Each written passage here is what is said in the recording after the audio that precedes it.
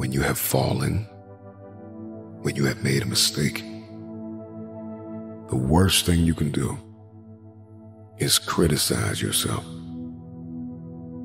At the end of the day, life can be very painful. We can experience loss and worry and the insomnia of reoccurring heartbreak and hardships. It is inevitable. It is self-compassion that gives us the power to face our failures, to face our fears, to face our insecurities, to face what we don't like about ourselves and come out on top. When you're down, find a way to get up. I've been there. I go through it like anybody else. But I have a job to do in this world, and so do you. The real challenge of growth, mentally, emotionally, and spiritually, comes when you get knocked down. How you handle it, that's where the growth takes place. Evaluate where you are. Look at it, assess yourself. Assess yourself and assess the situation. What brought you there? What role did you play? All of us are self-made, but only the successful will admit it. If you want to begin to move, you got to clear your mind of all the unnecessary luggage and baggage that's weighing us down. I'm telling you from personal experience, I know what my life was like when I put in 55. I know what it was like when I didn't try. I know what my life was like when I didn't care. I know what my life was like when I didn't have any dreams or any goals, like I didn't want anything. I know what my life was like.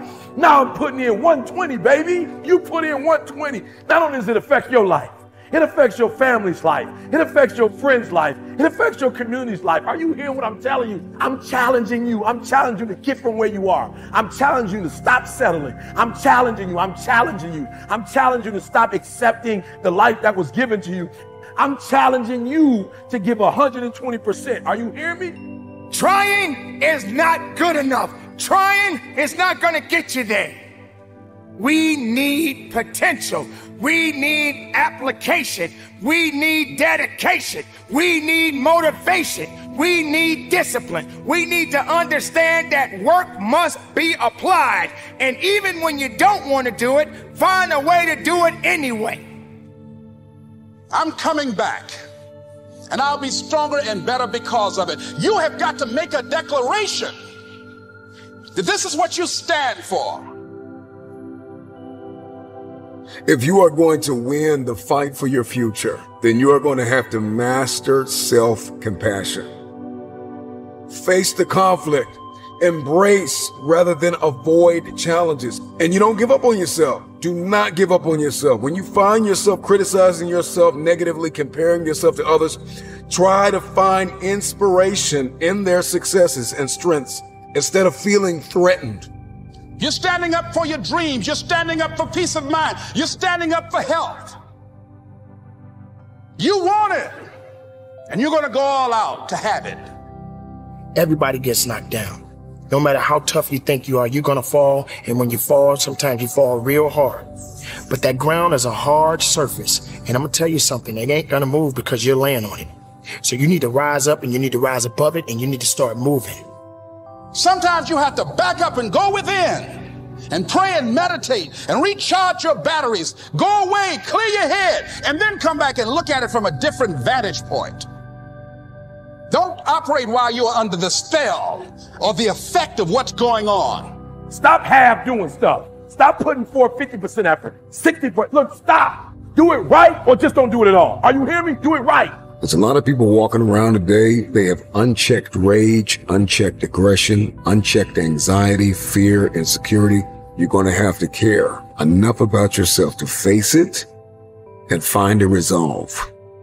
You got to find out what's the next things you need to be doing. How are you going to push it to that level and go beyond it? How are you going to maximize your time? How much energy are you going to put into this craft? Everything you have, everything you are, everything you're doing, like it's 78. And what I need you to do is I need you to look at yourself in the mirror and say, come on, quit, stop playing. I deserve to see what my life would look like if I gave 120%.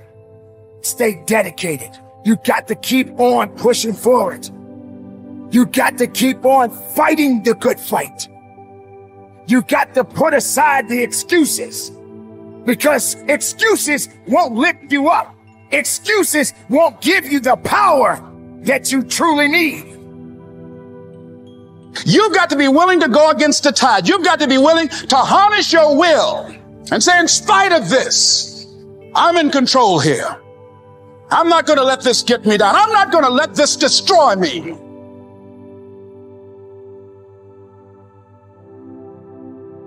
When you get knocked down, how long are you going to stay down?